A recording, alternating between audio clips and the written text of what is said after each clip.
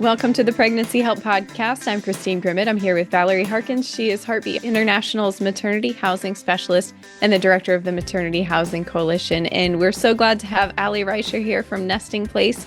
She's joining us to talk about some of the things that she's learned as they've started their home and some things that she's learned as a director. So we'll jump into that conversation in just a moment. But I wanted to take a second to remind our listeners that we have a lot of people from the pregnancy help movement worldwide that will be present at our annual conference here very soon. It's the end of April.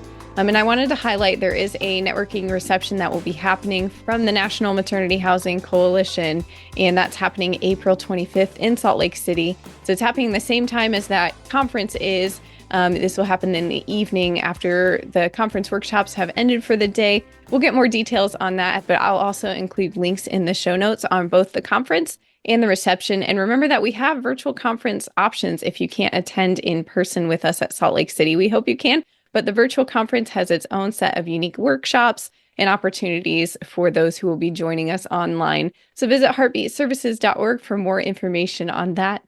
All right, Valerie, I'll turn things on over to you. I appreciate that, Christine. I appreciate you doing the updates about our events. The coalition, Maternity Housing Coalition, is growing in so many exciting ways. So this is exciting. It's a one afternoon event, cost-free, just a simple sign up at a registration link, which you can get by emailing me at housing@heartbeatinternational.org. And what's also exciting is we will be touring Lamb of God Maternity Home. Christine, this is the only home in the nation so far that we found that they're reporting a 45% adoption rate among their residents, which is phenomenal because nationally it's about 1% overall that women place for adoption. So we're going to be going there touring and then also learning from them about how they're doing ministry and what do they do different? What are they doing the same as what other homes are doing? So they'll have a Q&A info session in addition to our reception time. So, okay, on to the main event, the good stuff. I have with us today Allie Reuscher, the Executive Director of the Nesting Place out of Nampa, Idaho. And I'm so excited for our conversation. So Allie, why don't you introduce yourself for those of us listening? Yes, thank you. I'm so glad that you invited me to do this. So my name is Allie, and about 20 plus years ago, I made some radical life changes after some personal traumas and things that had gone on in my family of origin that led me to switch gears and go get my master's in marriage and family therapy from a theological seminary. So it was an intermarrying of my faith and learning more about mental health and the sciences behind humanity in general. And somehow that led me, actually, I shouldn't say somehow, another crisis perpetuated it. Yes, I got cancer after my first son was born. He's 15. And he was about 7 months old, and I had a private practice of my clinical practice at the time. And throughout like my chemo treatments, for some reason, the message God just kept like on a cellular level hammering into me was, hey, you've survived all these things that you've gone through in your life. You have family, you have my whole family's believers, extended family and whatnot. And you've got the finances, you've got the care, you've got the home, you've got the shelter, you have all this stuff, but yet you see how hard life is, even when you have all this stuff. And I was like, oh my gosh, I need to shift gears from for-profit. I'm going to, if I survive this, I'm going to look at nonprofits and helping disenfranchised people that are totally overlooked and don't have the connections and the resources.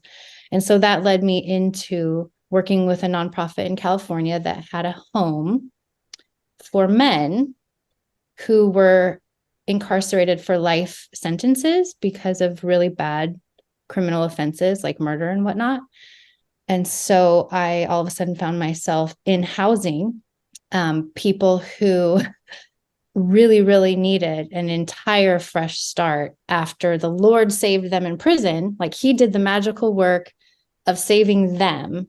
But then when they were implanted back into society, there was this huge disconnect between what's actually available to them, especially through the body of Christ, and how do you reintegrate them when they've already had the soul change and they had evidence of that in their lives, but they didn't know how to use a cell phone because when they went into prison, we didn't even have that, or they needed all their social security cards and their birth certificates and all that stuff. And how do you get a job again? And how do you find family? And how do you plug into the church? And all these things that are involved in when you provide a house. There's all this other stuff in life that we were providing while providing the home. And so I don't know if that was my introduction of how did I end up in maternity housing, I guess. I like it. It's so interesting because your intro into housing was right away into serving a population that I think many in society would deem hopeless. And that's where the Lord decided to throw you in. Okay, tell me, how in the world did you make the jump from serving men to serving pregnant women or mothers with children? And mind you, I know behind the scenes it was in two different states. You were in California at the time, and the nesting place is in Idaho. So I feel like there's a missing piece here. Like, how did that happen? God, because I can remember I didn't want to leave where I was. My children were thriving in our homeschool co-op that we were in. All of my extended family is still back in that state. So I wasn't somebody who was like, I'm leaving the state because I need a better life. Like, I'm not in that category. And so it was the internal struggle for me. I had a friend pray over me, and I kid you not, in her prayer, she was like, Father God, clearly everyone here that needs her and all of this stuff that she's doing and that she feels so connected to, clearly you have someone or something that needs her there. And we're going to trust you that whatever you've like pre-planned, whoever and whatever exists. And I wasn't even thinking another nonprofit. I thought I was actually going to like take a sabbatical and kind of get out of the quote unquote housing industry for a while. Sure, And so, join the club. There's a line of us that thought that, by the way. okay. Yeah, there's a whole line of us that made that exact plan. That's God. I hear you. And then Nampa, I got an email that said what they were doing. And I was somebody who, in general, I had started looking at pregnancy care centers, faith-based ones in California that were providing tremendous resources. But because I had been in the housing arena with the men, I started kind of just poking around and asking questions like, hey, does anybody house the women that decide not to abort, but have like no support, no help, need housing, whatnot? And I had an interest in that, but our board of directors at the time was like, oh, that's totally, we're going to stay with people on probation and parole. And that's not really in our mission statement, but it was a pipe dream, so to speak, that I had of like, whoa, who's doing that? Someone should be doing that. And so when I moved up here and got this random email from a friend at church who didn't even know I had done nonprofit work. And she's like, oh, in my quiet time, God told me to send you this email. And I'm like, oh, okay. And out I drove to Nampa and met Robin Waters, who was running Lifeline and still is Lifeline Pregnancy Care Center. And they had been on a 5-year plus journey of opening a maternity home. And I came at the very last minute, like the walls, like were literally being restored and reconstructed when she toured me through it. But I knew nothing. I didn't know Heartbeat existed. I knew nothing about the Maternity Housing Coalition or anything, but Robin did. And how many women do you serve? Or let's say women and children. Okay, so we have 4 bedrooms and 4 bathrooms. And so ideally the way that we've been doing it so far is just having 1 resident per room, her own space. We do have a larger room that has the capacity for 2 residents to share, but we're still kind of in flux on what that would look like, to do more. But I personally think keeping it at 4 and having women and babies having their own space is just a huge, if you have the space or the ability to do that, I think it's very, very beneficial. And in our first year, we just opened last February, and we've already had 7, our 7th mama just moved in. And right now we've got 2 moms, 2 little babies, and 1 new mama who's about 12 weeks pregnant. Busy over there. Yes. Here's what I'm curious about. How does your Christian faith impact how you actually execute the program? I don't mean just in general that you are a Christian, but I mean, in reality, like, how is the gospel presented to your residents? And like, how are they responding to that? But how do you weave conversations of faith into the execution of all of these really important things that you just listed off? So for me personally, and then I'd say also for my team, because I was very, in our interviews, it was very much, how is your faith being lived? So not like what you said, it's not just, oh, I'm a Christian, I believe this.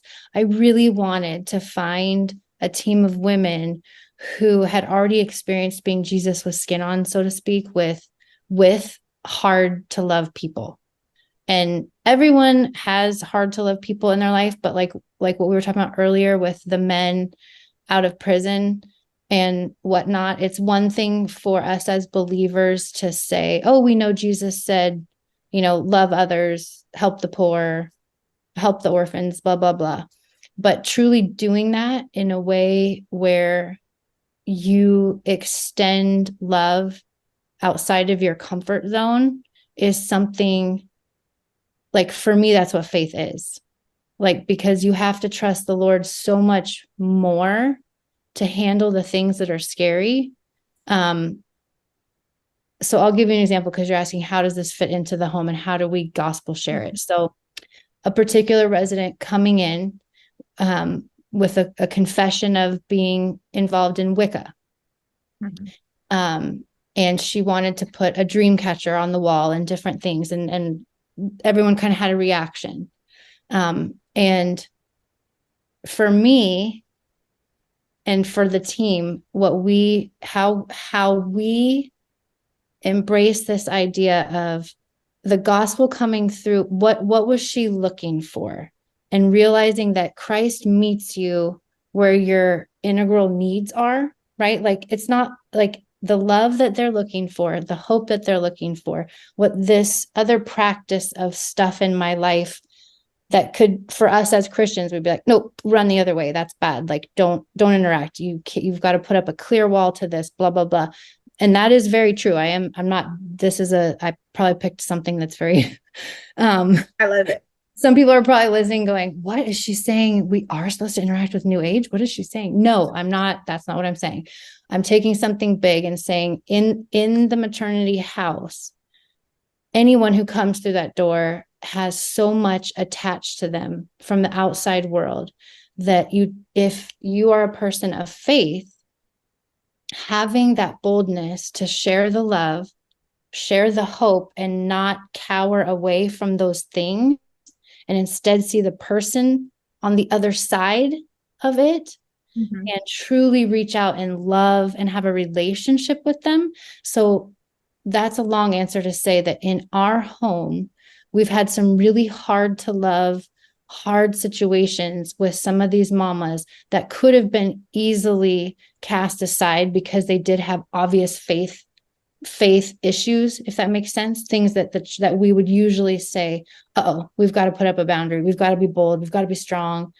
If she's using meth, or if she's doing this, or if she wants a dream catcher, if she's got that, those are things that we are to guard against evil, right? And we have found that the gospel speaks for itself.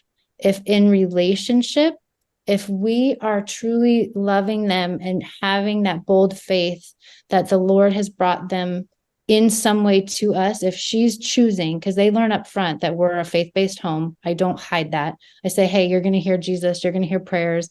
This is what we all believe. So I know, yeah, you're saying you've come out of Wicca in the past, and this is something that meant something to you. You got to know, here's where we're at. So it's like, if they're saying, nope, I feel good and safe, I actually want to come in and learn more about your side of stuff, the Lord really breaks down things in mind-blowing ways, what I've seen him do and what he's transformed in the lives of these women, if we are first and foremost relationally committed to, one, walking our own faith walk out. Like, if I'm out practicing sin and making excuses for things in my own personal life, like keeping your own walk with Christ, like first and foremost, get your own self daily. I make mistakes all the time, and not ignoring that stuff, and just being truly intimately abiding in Christ, so that when you go into the home, the relationship and the gospel message that you're sharing is so authentic that it does, it's like God does the work himself. I don't know if I'm explaining this in a way that people are going to want to hear. I don't know if it's coming out clearly, but I'm following along. I think it's coming out perfectly authentic and honest, which I appreciate. Figuring out how to share and demonstrate faith in the home is tricky, right? Because there are so many variables at play, and you don't even know what about 90% of those are at the time of sharing it. Right, with the relationship, you don't yet know all of her background, or you don't yet know all of what she believes or has learned before. And there's so many things that in so many ways it can feel like we're operating blind in those faith-based discussions, particularly when we're early in the relationship with the resident. So I appreciate all of your input. It does make me wonder, what was surprising to you in opening a home and operating the home, not just starting it, but like now it's here and it's running? It kind of goes with this question I was just like fumbling with my answer to, of I think on paper, you think if you're going to offer a home, and if we know how much we love the Lord and how much he's capable of, you can accidentally like impose or thump that on to someone, like, oh, you're homeless, clearly you need a house, take this. Or, oh, my God is so amazing, so I'm just going to tell you about him whether you want to listen or not. We don't do that. And what has surprised me, though, is the gap between what the church, and I noticed this in my previous position as well with the men. We have big hearts. The church has big hearts. They want to help. They want to serve. But the gap between having a true understanding of what's going on in the lives of the population we serve, be it an understanding of trauma and how that affects everything, or what's going on behind the scenes with mental health issues. Sometimes things are spiritualized that have physical, do you get what I'm saying? Like, sometimes we over spiritualize something, or sometimes we just don't have enough information and data on, like I said, the population we're serving, that there's this mismatch.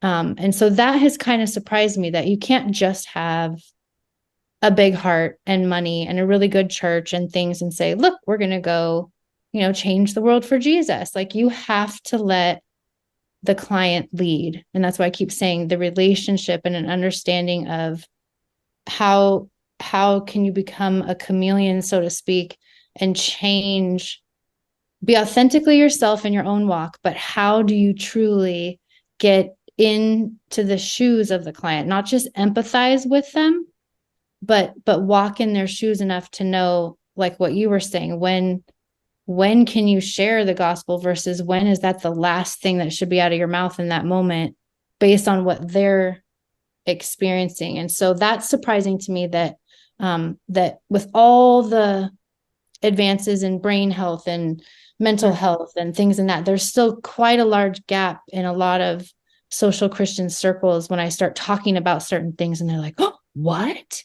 You mean PTSD could look like blah, blah, blah, blah, blah, and cause all this? Or wait, my son who's like really struggling with his addiction right now this could have come after all this pain from this other event. Like, I'm not just fighting this alcohol thing. I'm actually fighting a mental and emotional wound. Like, Right. for me, I've been in that space for so many years that sometimes I'm surprised that. Yeah, well, there's the complexity to trauma, right? Mhm. And it affects our body in so many ways. We know now it affects us on the cellular level. It affects our heart rate. It affects the way that our heart pumps. It affects um it affects how our thyroid functions, how which hormones are being produced and pumped in our body and at what rate. And I mean, trauma just affects so much, including, of course, our brains. And trauma affects us um, in so many ways. There's so much neuroscience there for sure. And it takes time. I've learned to combine the work that it takes to become somewhat competent in the subjects of trauma and how trauma affects a physical body and therefore emotions and thinking and all of that, along with the truths that we find in the Word of God, right? And so you're right, like as much as we want to, we don't just come out of the gate on fire for the Lord and automatically have this understanding of all these complexities and how they are interacting with one another. I've seen what you're talking about. And so it takes time to kind of, in a way, it feels like putting your hand to the plow, and that learning piece of like, okay, uh, we can say certain concepts like generational curses. There's a truth there, but then there's the actual learning. What does that mean? How did that come to be? What does change look like? What does walking out a generational blessing for the first time ever actually look like, right? And we would call sobriety a generational blessing. We know that if a mom is able to achieve long-term sobriety, that statistically her child is far more likely, if not nearly guaranteed, to remain sober themselves in their lifetime, right? And so actually, I just wrote an article about this. We have a newsletter called Heart and Home that's talking about this exact thing, that there are spiritual concepts that are absolutely true. And then our job is to really go to work with learning. Now, what does that look like in the flesh of walking it out every day? Yeah. Okay. So what I have benefited from in conversations in the past, particularly when I was operating maternity homes myself, it really helped me to know what a success was for you, but it really helped me to also know what a failure was for you. And so that would be my question, and say, what is a success and a failure that you've experienced while getting this home up and running? I love failure. Me too. And I know that sounds, my kids get mad. They're like, what? That other organization that I was with, when I came in as director, it was a mess financially, organizationally, structurally. And I swear I got a master class in that. Like, when you have to learn when something's really hard or really backwards, that's where you really, really learn. And so the first failure in this, so I told you we did that week of training where I poured into my team, and it was like every scenario, all these different things. I mean, it was rough, and they had to go through a lot of personal growth and vulnerability as a team, where I wanted them sharing their own stories, their own struggles, and us having a really clear radar of what's going to be our triggers. And how do we all know each other once this thing opens? Because we're all going to get triggered by different things. And I wanted the team really having an awareness of each other so that if one of us was going down, the rest of us knew how to, encapsulate that and make sure we all were healthy. And so our very first, I was at the clinic at Lifeline because it's literally right next to the home. And so I get to work there regularly. And in off the streets, this woman drags her daughter in and says she's homeless and she's high and you guys have a house and she's pregnant. And so we did her intake interview there. And in that interview, I was like, oh man, I can just feel it. Like, I just knew, like, God, this was not by default, that the day after I finished training my team, here comes this woman. So Rob and I looked at each other and I'm like, hey boss, you opened this house and my team's ready to go. I think you have to say yes. Like, here we go. So I called the team and I said, I need you guys to actually come to the house tonight. This is not a phone conversation. I want you guys face to face. And so they all get there at the kitchen and I go, okay, our first resident's here. I said, all those scenarios we talked about in training? I said, every single hypothetical thing that we discussed is in this one mama. I said, so out of the gates, this is going to be rough. But this is what we're doing.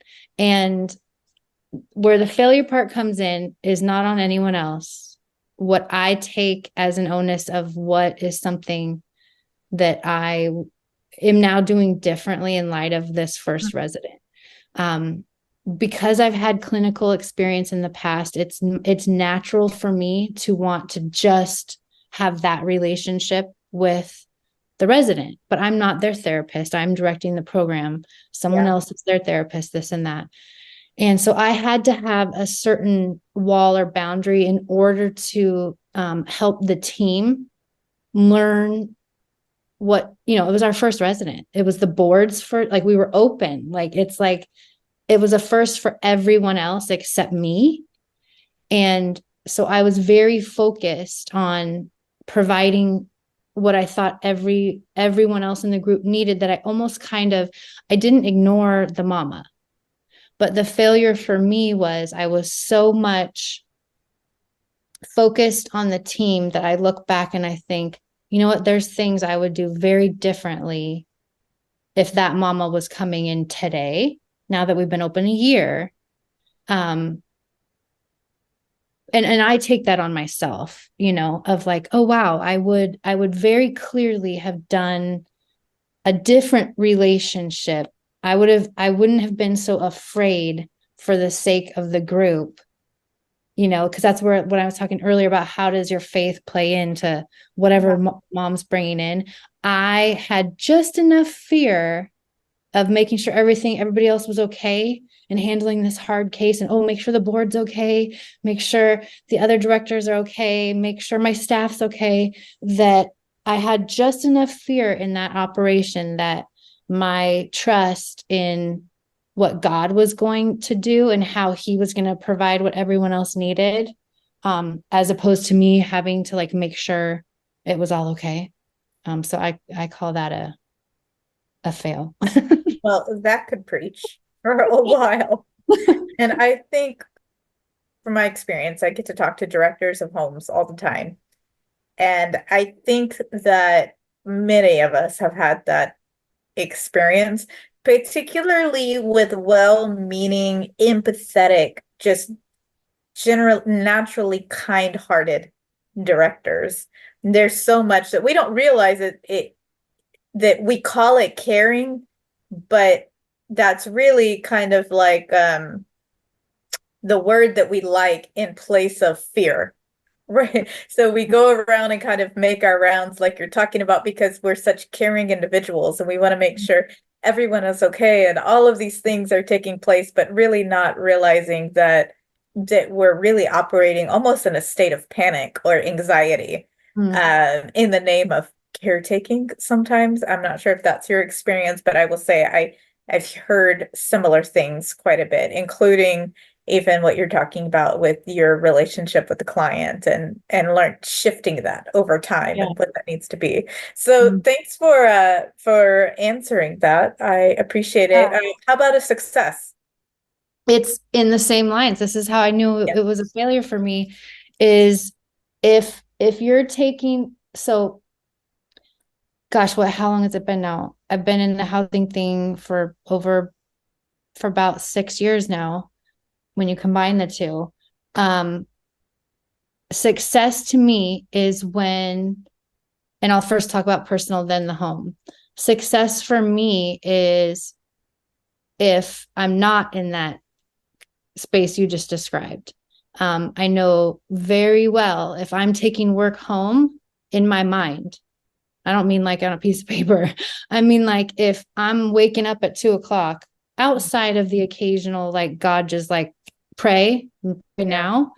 If I'm waking up worrying, problem solving, like, oh, I better do this at work tomorrow, or da da da da, like that is not, that's my sign that something is so off, that I'm actually not operating where God wants me to operate. And this goes into a bigger conversation that could be true for anyone. You don't have to be in a maternity home, right? That's just like a faith-based perspective of, if we're picking up and holding all these things that the Lord is like, nope, lay that one down, lay that down, that's mine. There's very clear things scripturally for us to know if we're letting worry and control enter our heart and mind.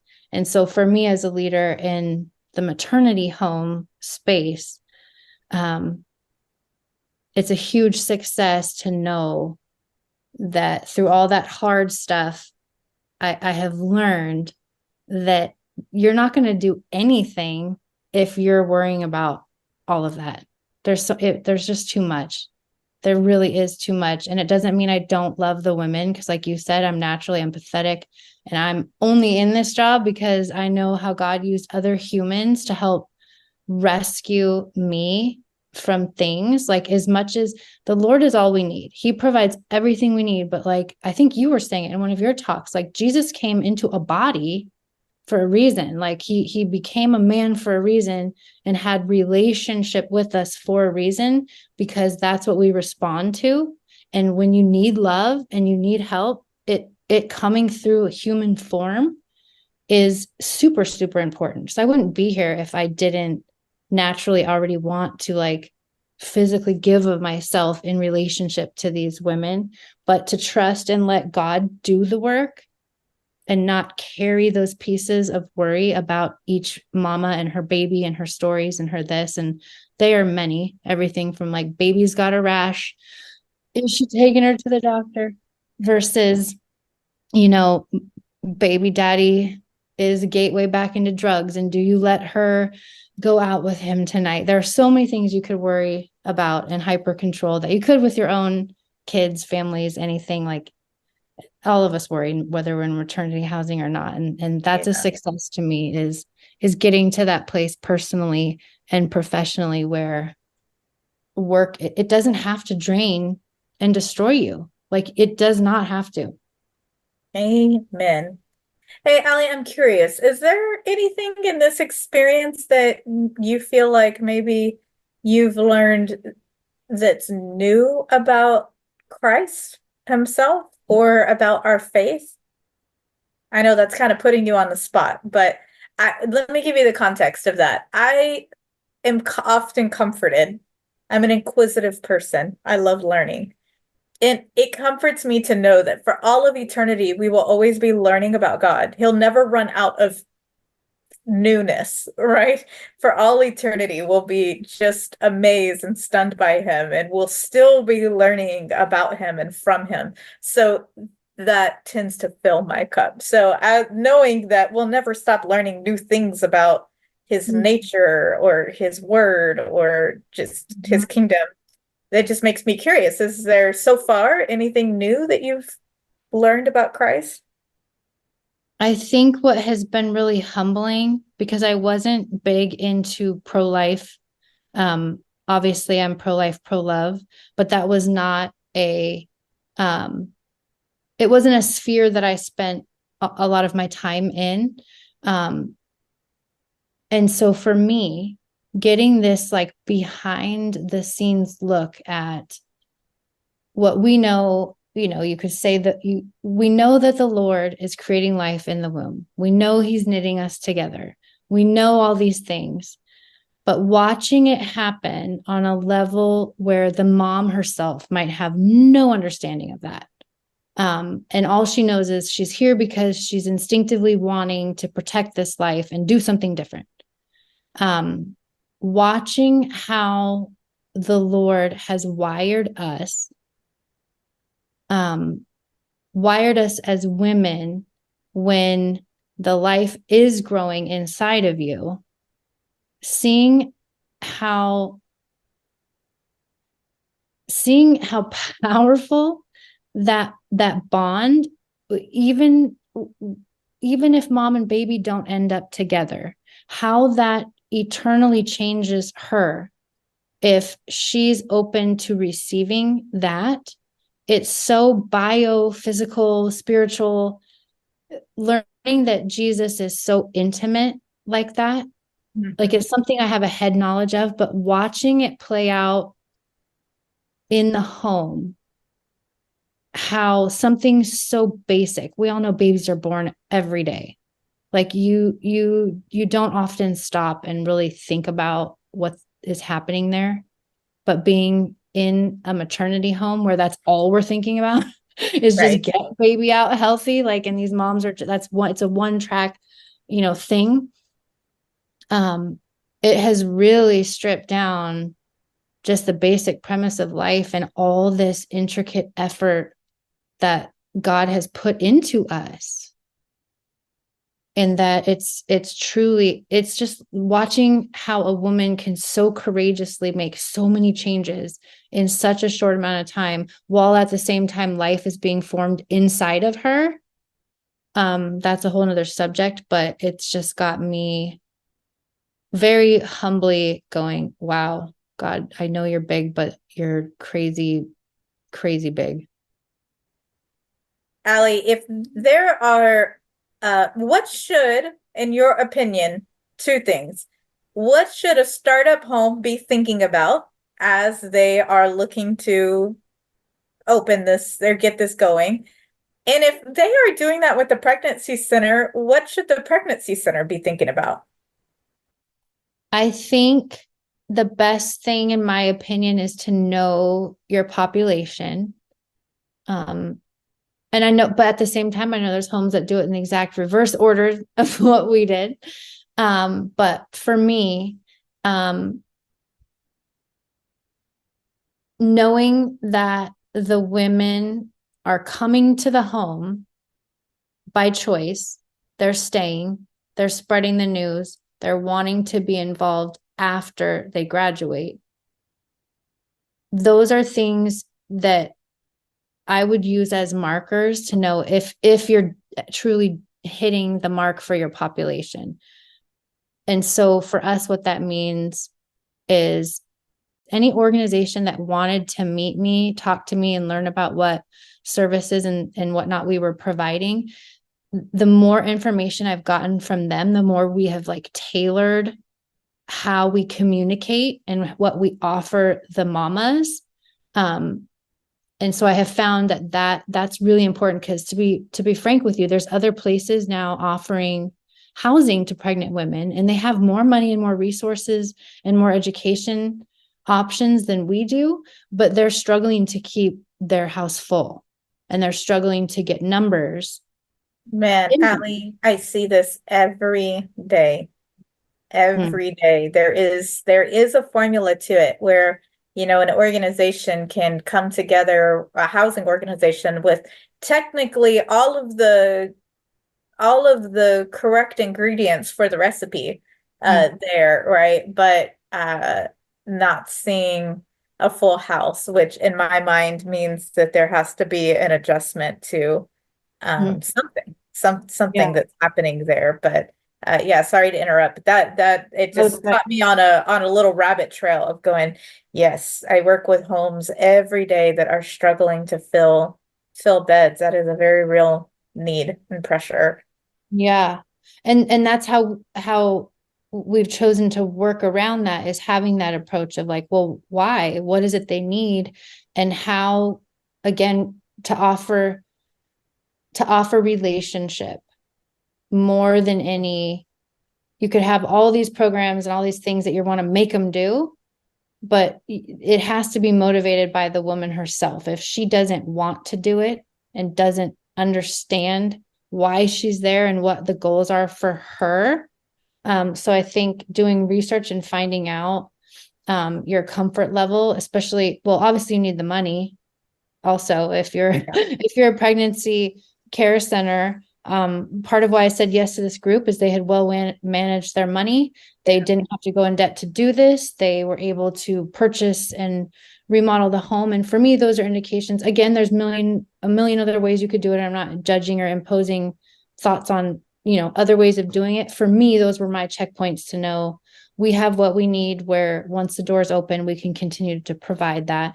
And we're not going to be fighting against resources or money. Financial management and also starting without debt or a mortgage is a game changer. As much as I can encourage homes to do this, whether that be delaying opening, a capital campaign, working out some type of negotiation with a different homeowner or property owner in the community, whatever it takes. But your instinct is absolutely right there, and it can be done otherwise for sure, but it is a whole different ball game. And when you're on between years 1 and 5, the very beginning, it's a heavy lift straight out the gate for sure. Yes. And that's kind of what I was saying earlier. Remember when I said it's your own walk with the Lord, and how are you being accountable to just the truths that because we're teaching our women when they go to Love Inc. and take that financial management class, it's about getting them out of debt and getting them managing their own stuff. So for me, it's kind of like, well, if behind the scenes we're not doing that same, right? Back to that question of how are you sharing the gospel? I'm showing her by how I'm living. I'm not just whipping open the Bible and preaching in her face all the time. I'm literally living out something so that relationally, when we're mentoring and taking them through that stuff, and they're asking, well, what do you think? And how do you do it? And what do you believe? I can give the verses that go with it, but I'm also showing and modeling through how I'm running the home and our own organization and how I'm living as a woman of God. She's watching and collecting all that data and all that information. And she's seeing, oh, wait, you're full of joy. You're full of peace. You're full of love. You're full of the fruits of the spirits. Wait, what are those? Where are they coming from? That's where the gospel then comes in. And so I would say to anyone trying to do this or thinking or wanting to do it, the gospel it takes care of itself. And if you're living it, and setting up the structure of your entire organization, from a biblically sound perspective, it's going to be hard to fail. Like, God will open the doors. He will pave the ways. He will provide the finances. He does that stuff, and he does it in abundance. Like it's not hard. It's not hard to have what you need when you're doing what God has set out for you to do. And, and that's not, and if it isn't happening, doesn't mean it's a failure. Maybe it's just not meant to be your clinic's thing. But I do believe, like, a lot of, if you've got stories like Lifeline and you've got it set to go for it, I would definitely encourage you to do it, because as scary and as hard as it is, a home is such a magical place to truly change lives, like in so many ways. Well, that's awesome. Well, if you're listening to that and this piques your curiosity, if you're in the throes of opening a home, or maybe you have a center and you are considering opening a home, please feel free to reach out for support and further conversation about that. You can definitely reach out at housing@heartbeatinternational.org. Thank you, Valerie. Thank you, Allie. And again, we hope that as many people will be joining us at our upcoming Heartbeat Conference. And if you are involved in a housing ministry, there are so many wonderful opportunities there during the conference. And if you're in the Salt Lake City area, then I hope you can attend that Maternity Housing Coalition reception that's happening on April 25th There is a registration. It's a free event, but there is a registration. So I will link to that in the show notes, as well as some other resources for you. And of course, the conference registration if you are interested in in-person or virtual conference options. So with that, we hope that you subscribe so that you don't miss any of our future episodes. And thank you for listening to this episode of the Pregnancy Help Podcast.